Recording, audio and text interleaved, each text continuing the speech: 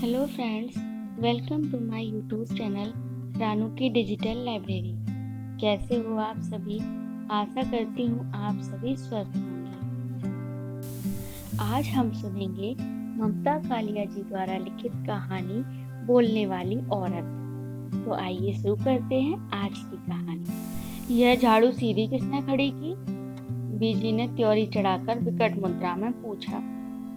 जवाब न मिलने पर उन्होंने मीरा को धमकाया। इस तरह फिर कभी झाड़ू खड़ी की तो वह कहना चाहती थी कि मीरा को काम से निकाल देंगे, पर उन्हें पता था नौकरानी कितनी मुश्किल से मिलती है। फिर मीरा तो वैसे भी हमेशा छोड़ू छोड़ू की मुद्रा में रहती थी। मैंने नहीं रखी, मीरा ने ऐंठ कर जवाब दिया। मैंने रखी थी बीजी, शिखा ने आंगन में आते हुए कहा। क्यों रखी थी? तुझे इतना नहीं मालूम कि झाड़ू खड़ी रखने से घर में दलिद्दर आता है, कर्ज बढ़ता है, रोग जड़ पकड़ लेता है? यह तो मैंने नहीं सुना। जाने कौन गांव की है तू? माँ के घर से कुछ भी सीख कर नहीं आई। काके का काम वैसे ही ढीला चल रहा है, तू और झाड़ू खड़ी रख, यही सीख है तेरी? मेरा ख्याल है झाड़ू गुसलखाने के बीचों बीच भीगती हुई पसरी हुई छोड़ देने से दलिद्दर आ सकता है। तीलियां गल जाती हैं, रस्सी ढीली पड़ जाती है और गंदी भी कितनी लगती है। आज तो मैंने माफ कर दिया, फिर झाड़ू खड़ी न मिले, समझी? इस बात में कोई तुक नहीं है। बीजी झाड़ू कैसी भी रखी जा सकती है। बीजी झुंझला गई। कैसी जाहिल और जिद्दी लड़की ले आया है काका। लाख बार कहा था इस कुदेसिन से ब्याह न कर, पर नहीं, उसके सिर पर तो भूत सवार था। शिखा को हंसी आ गई। बीजी अपने को बहुत सही और समझदार मानती हैं, जबकि अक्सर उनकी बातों में कोई तर्क नहीं होता। उसे हंसते देखकर बीजी का खून खौल गया। इसे तो बिल्कुल अकल नहीं है, उन्होंने मीरा से कहा। बीजी चाय पिएंगी? शिखा ने पूछा। बीजी उसकी तरफ पीठ करके बैठ रही। शिखा की बात का जवाब देना वे जरूरी नहीं समझती। वैसे भी उनका ख्याल था कि शिखा के स्वर में खुशामद की कमी रहती है। शिखा ने चाय का गिलास उनके आगे रखा तो वे भड़क गईं। वैसे ही मेरा कब्ज के मारे बुरा हाल है, तू चाय पिला पिलाकर मुझे मार डालना चाहती है। शिखा ने और बहस करना स्थगित किया और अपना चाय का गिलास लेकर कमरे में चली गई। शिखा का शौहर कपिल अपने घर वालों से इस अर्थों में भिन्न था कि आमतौर पर उसका सोचने का एक मौलिक तरीका था। शादी के ख्याल से जब उसने अपने आसपास देखा तो कॉलेज में उसे अपने से 2 साल जूनियर बीएससी में पढ़ रही शिखा अच्छी लगी। सबसे पहली बात तो यह थी कि वह उन सब औरतों से एकदम अलग थी जो उसने अपने परिवार और परिवेश में देखी थी। शिखा का पूरा नाम दीप शिखा था, लेकिन कोई नाम पूछता तो वह महज नाम नहीं बताती। मेरे माता पिता ने मेरा नाम गलत रखा है, मैं दीप शिखा नहीं अग्नि शिखा हूँ, वो कहती। अग्नि शिखा की तरह वह हमेशा प्रज्वलित रहती, कभी किसी बात पर, कभी किसी सवाल पर। तब उसकी तेजी देखने लायक होती। उसकी वक्तृता से प्रभावित होकर कपिल ने सोचा था कि वह शिखा को पाकर रहेगा। पढ़ाई के साथ साथ वह पिता के व्यवसाय में भी लगा था, इसलिए उसे शादी से पहले नौकरी की कोई जरूरत नहीं थी। बिना किसी आडंबर, दहेज या नखरे के बाद सादे समारोह में वे विवाह सूत्र में बंध गए। शिखा उसकी आत्मनिर्भरता, खूबसूरती और स्वतंत्र सोच से प्रभावित हुई। तब उसे यह नहीं पता था कि प्रेम और विवाह 2 अलग अलग संसार हैं। एक में भावना और दूसरे में व्यवहार की जरूरत होती है। दुनिया भर में विवाहित औरतों का केवल एक स्वरूप होता है, उन्हें सहमति प्रधान जीवन जीना होता है। वे अपने घर की कारा में कैद रहती हैं।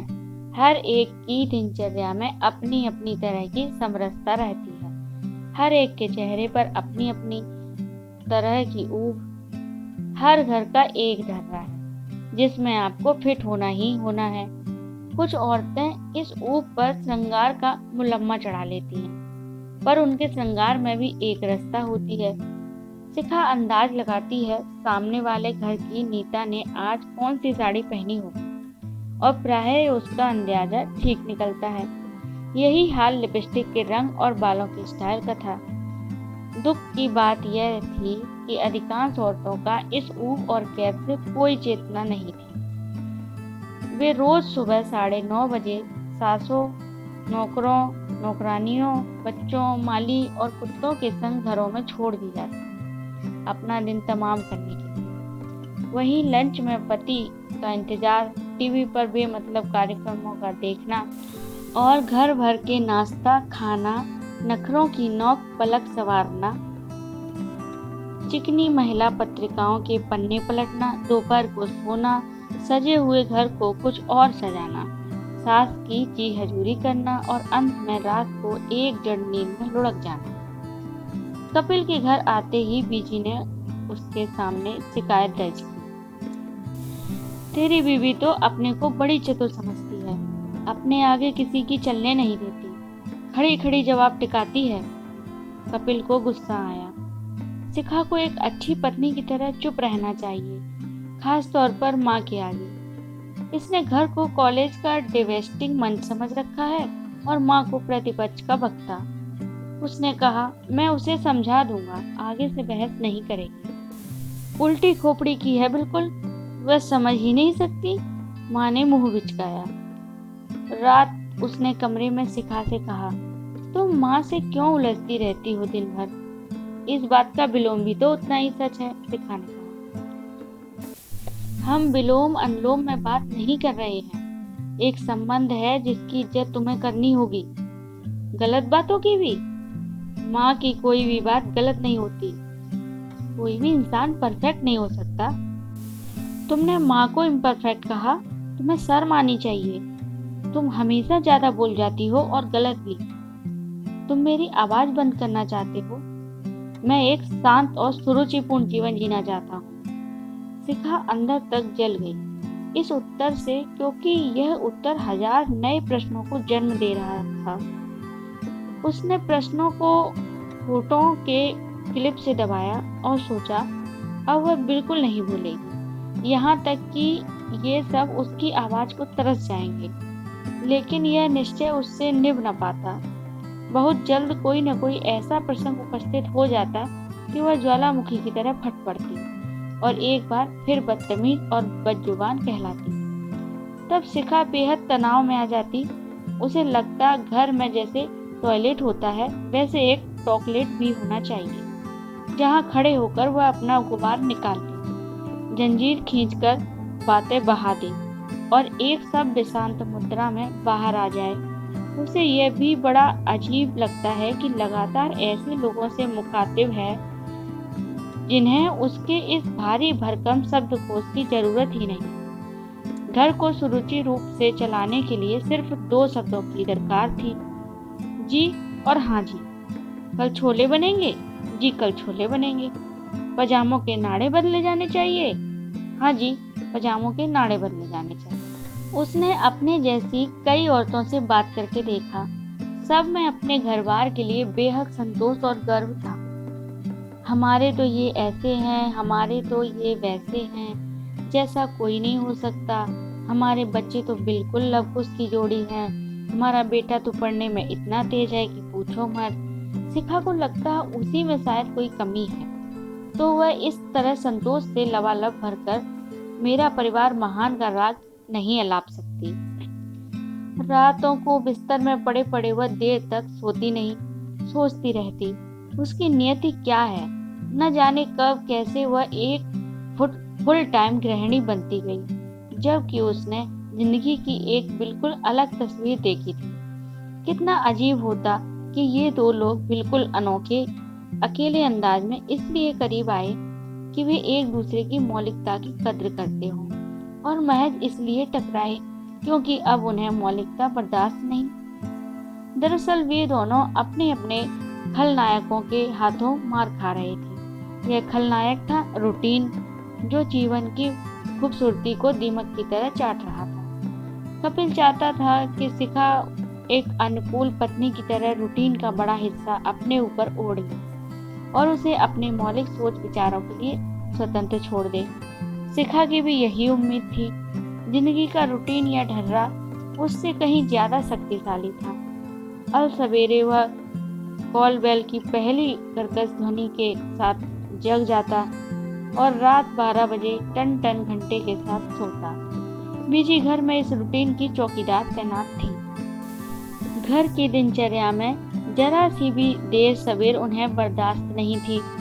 शिखा जैसे तैसे रोज के काम निपटाती और जब समस्त घर सो जाता, हाथ मुंह धो कपड़े बदल एक बार फिर अपना दिन शुरू करने की कोशिश करती।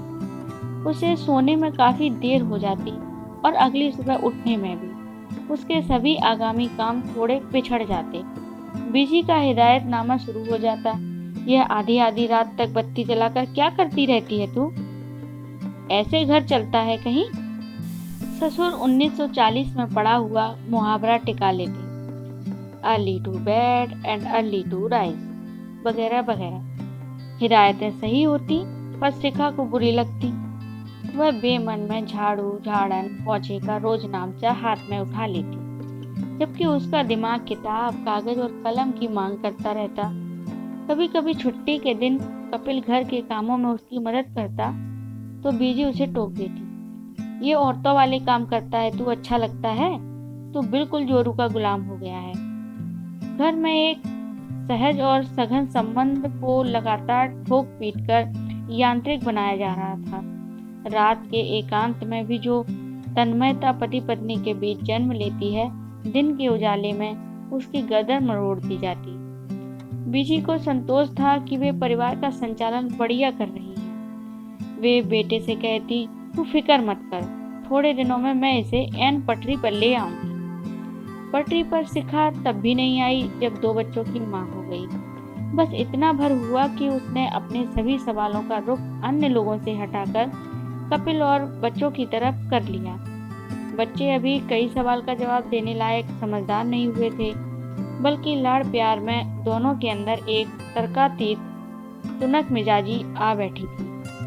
स्कूल से आकर वे दिन भर वीडियो देखते, गाने सुनते, आपस में मारपीट करते और जैसे तैसे अपना होमवर्क पार लगाकर सो जाते। कपिल अपने व्यवसाय से बचा हुआ समय अखबारों, पत्रिकाओं और दोस्तों में बिताता। अकेली शिखा घर की कारा में कैद घटनाहीन दिन बिताती रहती। वह जीवन के पिछले 10 सालों और अगले 20 सालों पर नजर डालती और घबरा जाती। क्या उसे वापस अग्निशिखा की बजाय दीपशिखा बनकर ही रहना होगा? मध्यम और मधुर मधुर जलना होगा। क्या करे अगर उसके अंदर तेल की जगह लावा भरा पड़ा है? उसे रोज लगता कि उन्हें अपना जीवन नए सिरे से शुरू करना चाहिए। इसी उद्देश्य से उसने कपिल से कहा, क्यों नहीं हम 2-4 दिन कहीं घूमने चलें? कहाँ? कहीं भी, जैसे जयपुर, आगरा। वहाँ हमें कौन जानता है, फिजूल में एक नई जगह जाकर फंसना। वहाँ देखने को बहुत कुछ है। हम घूमेंगे, कुछ नई नायाब चीजें खरीदेंगे, देखना एकदम फ्रेश हो जाएंगे। ऐसी सब चीजें यहाँ भी मिलती हैं। सारी दुनिया का दर्शन जब टीवी पर हो जाता है तो वहाँ जाने का क्या तुक है? तुक के सहारे दिन कब तक बिताएंगे? बच्चों ने इस बात का मजाक बना लिया। कल को तुम कहोगी अंडमान चलो, घूमेंगे। इसका मतलब अब हम कहीं नहीं जाएंगे, यहीं पड़े पड़े एक दिन दरखत बन जाएंगे। तुम अपने दिमाग का इलाज कराओ। मुझे लगता है तुम्हारे हार्मोन बदल रहे हैं। तुम्हारे अंदर बराबरी का बोलना एक रोग बनता जा रहा है। इन उल फिजूल बातों में क्या रखा है? शिखा याद करती वे प्यार के दिन जब उसकी कोई बात बेतुकी नहीं थी। एक इंसान को प्रेमी की तरह जानना और पति की तरह पाना कितना अलग था। जिसे उसने निराला समझा वही कितना औसत निकला। वह नहीं चाहता जीवन के ढर्रे में कोई नयापन या प्रयोग। उसे एक परंपरा चाहिए जी हजूरी की। उसे एक गांधारी चाहिए जो जानबूझकर न सिर्फ अंधी बनी रहे बल्कि गूंगी और बहरी भी बनी रहे। बच्चों ने बात दादी तक पहुंचा दी। बीजी एकदम भड़क गई। अपना काम धंधा छोड़कर काका जयपुर जाएगा? क्यों, बीवी को सैर कराने? एक हम थे, कभी घर से बाहर पैर नहीं रखा, और अब आप तीर्थ के बहाने घूमने जाती हैं। वह शिखा से नहीं रहा गया। तीर्थ को तू घूमना कहती है? इतनी खराब जुबान पाई है तूने। कैसे गुजारा होगा तेरी गृहस्थी का। काश गोदरेज कंपनी का कोई ताला होता मुंह पर लगाने वाला, तो ये लोग मेरे मुंह पर जड़कर चाबी सेफ में डाल देते। शिखा ने सोचा, सच ऐसे कब तक चलेगा जीवन। बच्चे शहजादों की तरह बर्ताव करते हैं। नाश्ता करने के बाद झूठी प्लेटें कमरे में पड़ी रहती हैं मेज पर। शिखा चिल्लाती है, यहाँ कोई रूम सर्विस नहीं चल रही है। जाओ अपने जूठे बर्तन रसोई में रख कर आओ। नहीं रखेंगे, क्या कर लोगी? बड़ा बेटा हिमाकत से कहता है। न चाहते हुए भी शिखा उसे मार बैठती है। एक दिन बेटे ने पलटकर उसे मार दिया। हल्के हाथ से नहीं, भरपूर घूंसा मुंह पर। होठ के अंदर एक तरफ का मांस बिल्कुल चिथड़ गया। शिखा सन्न रह गई। न केवल उसके शब्द बंद हो गए, जबड़ा भी जाम हो गया। बर्तन बेटे ने फिर भी नहीं उठाए। वे दोपहर तक कमरे में पड़े रहे। घर भर में किसी ने बेटे को गलत नहीं कहा। बीजी एक दर्शक की तरह वारदात देखती रही। उन्होंने कहा, हमेशा गलत बात बोलती हो, इसी से दूसरे का खून खौलता है। शुरू से जैसी तूने ट्रेनिंग दी है वैसा वह बना है। ये तो बचपन से सिखाने वाली बातें हैं। फिर तू बर्तन उठा देगी तो तेरा क्या घिस जाता। उन्हीं के शब्द शिखा के मुंह से निकल गए। अगर यह रख देता तो इसका क्या घिस जाता। बदतमीज कहीं की, बड़ों से बात करने की अकल नहीं है, बीजी ने कहा। ससुर ने सारी घटना सुनकर फिर 1940 का एक मुहावरा टिका दिया। As you sow shall you reap. Kapil ने कहा, पहले सिर्फ मुझे सताती थी, अब बच्चों का भी शिकार कर रही हो। शिकार तो मैं हूँ, तुम सब शिकारी हो, शिखा कहना चाहती थी, पर जबड़ा एकदम जाम हो गया था। होठ अब तक सूज गया था। शिखा ने पाया परिवार की शर्तों पर रहते रहते न सिर्फ वह अपनी अकल खो बैठी है, वरन अभिव्यक्ति भी। उसे लगा वह ठूंस ले अपने मुंह में कपड़ा, या सी ले इसे लोहे के तार से। उसके शरीर से कोई आवाज न निकले, बस उसके हाथ पांव परिवार के काम आते रहे। न निकले इस वक्त मुंह से बोल, लेकिन शब्द उसके अंदर खलबलाते रहेंगे। घर के लोग उसके समस्त रंग बंद कर दें, फिर भी ये शब्द अंदर पड़े रहेंगे, खौलते और धधकते। जब मृत्यु के बाद उसकी चीर फाड़ होगी तो ये शब्द निकल कर भागेंगे शरीर से और हस्तक्षेप की गीती जागती इबादत बन जाएंगे। उसके फेफड़े से, गले की नली से, अंतड़ियों से चिपके हुए ये शब्द बाहर आकर तीखे, नुकीले, कटीले, जहरीले, असहमति के अग्रलेख बनकर छा जाएंगे घर भर पर। अगर वह इन्हें लिख दे तो एक बहुत तेज एसिड का आविष्कार हो जाए। फिलहाल उसका मुंह सूजा हुआ है, पर मुंह बंद रखना चुप रहने की शर्त नहीं है। ये शब्द लड़ाई लड़ते रहेंगे। तो फ्रेंड्स, कैसी लगी आपको आज की ये कहानी? अगर पसंद आई है तो प्लीज़ वीडियो को लाइक करें, अपने फ्रेंड्स के साथ शेयर करें, और जो लोग मेरे चैनल पर पहली बार विजिट किए हैं वे चैनल को सब्सक्राइब भी करें। साथ ही बेल आइकन को प्रेस करके ऑल पर क्लिक कर दें, ताकि इस तरह की अन्य वीडियोस की नोटिफिकेशन सबसे पहले आपको मिल सके। धन्यवाद।